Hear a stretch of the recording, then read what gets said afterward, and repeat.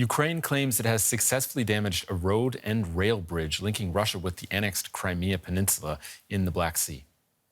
Kiev's SBU Secret Service released this footage showing a blast in the water. The Kerch Strait Bridge connects Crimea to Russia, and it's been an important military supply line for Russia to the peninsula, making it a prime target for Ukraine. Russia annexed Crimea illegally in 2014, and the bridge has been attacked several times throughout the war. Russian officials say the traffic crossing the bridge has resumed. The explosion at the Kerch Bridge follows another major attack carried out by Ukraine that destroyed several Russian warplanes.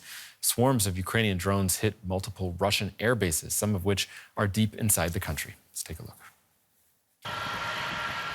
They bring Russian cruise missiles to Ukraine, Tu-22 and Tu-95 aircraft. The latter also known as Bear in the NATO classification. Precisely these planes were destroyed by the Ukrainian drones. How many remains unclear. Ukraine speaks of 40 aircraft. That would be a third of all Russian long-range strategic bombers. Russian propaganda bloggers believe this figure is greatly exaggerated. There were 5 Tu-22 and 4 Tu-95 bombers destroyed, plus 1 Antonov transport plane, but these numbers can vary. Independent military experts suspect that slightly more aircraft were hit than Russian propaganda assumes, and significantly fewer than Ukrainian officials claim. According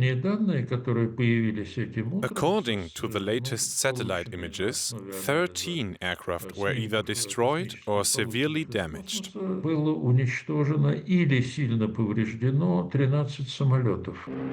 Developed in the 1950s in the Soviet Union, the supersonic propeller Tu-95 bomber is one of the oldest active military aircraft in the world and has been part of Russia's nuclear deterrent for decades. However, neither the Tu-95 nor the Tu-22 aircraft are produced today, meaning that their loss cannot be compensated for. In addition to the material damage, the Ukrainian drones have also caused enormous damage to morale to the Kremlin, say the experts.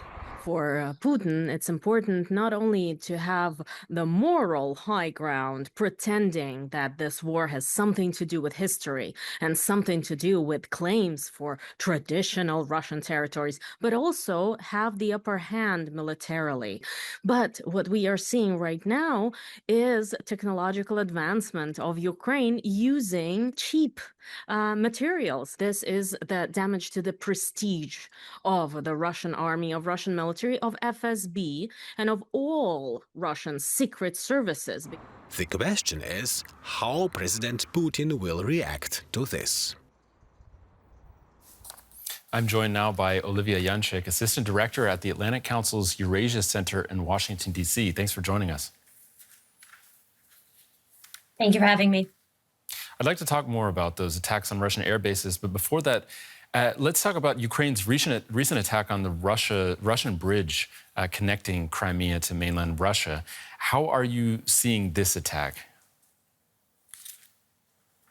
Well, I mean, Ukraine's latest strike on the Kerch Bridge, it definitely marks its third attack on this key supply line. And more than just infrastructure, the bridge is a potent symbol of Moscow's occupation of Crimea and other territories.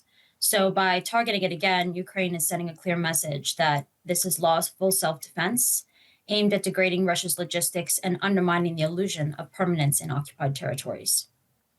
Ukraine has also hit deep inside Russian territory, like we saw with these recent drone attacks. Is this a sustainable strategy for Kiev in the long run, or is this more of a one-off attack that has grabbed a lot of attention? I'm not sure I can necessarily comment on that in terms of the Ukrainian military's broader strategy. However, what I can say is that this strike is not just a tactical success, but also a strategic signal. And so, just as it's allowed Ukraine to work to attrit Russia's conventional forces, and this operation marks another major Ukrainian contribution to transatlantic and U.S. national security. So while Russia still retains a large stockpile of drones and missiles, Operation Spiderweb clearly diminished Moscow's ability to conduct sustained aerial bombardments of Ukraine's cities and frontline positions. Now, is the Kremlin, has it been able to shrug off these recent attacks, or are there deeper concerns that Ukraine is progressing in its ability to attack Russian objects? Well, I think based on how the recent talks in Istanbul went, and there's been very limited commentary from the Kremlin on this. Russia's proposed settlement continues to reflect its maximalist goals, which include Ukrainian territorial concessions, demilitarization, as well as neutrality and ceasefire that locks in those gains. So, because these are all non-starters, it does not seem at the present moment that Putin is going to be deterred from playing the long game. I think he's likely to brush off this attack because he's relying on waiting out Ukrainian resources in order to continue his war. Now let's talk about a recent visit to Washington, a senior Ukrainian delegation that includes Andriy Yermak, the head of the presidential office. They are in the U.S., where they just had talks with the U.S. defense officials about defense support of Ukraine. How did those talks go, and is Ukraine still getting what it needs from Washington? I definitely think there's a lot of potential for Ukraine to get what it needs if Trump is to seize the opportunity that is being presented to him. This moment, especially with these attacks on Russian air bases, is definitely a moment that presents that opportunity. So, given that Russia sees the U.S. as a principal adversary, I think that this really advertises the damage that Ukraine can do to the nuclear-capable air forces of Russia, and there is presently growing bipartisan support in the Senate for sanctions. So at the moment, following these talks, it may be too soon to tell, but Trump's stance does still remain unclear. He won't confirm if he supports the bill, despite his ongoing frustrations with Putin. And if Trump truly wants a durable peace, this really is a moment to act. So, he could say, if Putin won't accept a ceasefire, serious new sanctions are coming, which would leverage Ukraine's successes to strengthen its hand at the negotiating table. However, public statements released from Yermak have reiterated that, Putin is continuing his maximalist aims, regardless of these attacks, I would say, within that context. So what you're saying is that we're not at the position we were a couple of months ago, where it looked like Trump was prepared to withdraw support from Ukraine. Every day can be different, but I will say that Trump has been increasingly vocal about his frustration with Putin. And I think that, like I've said before, he doesn't want to be played a fool.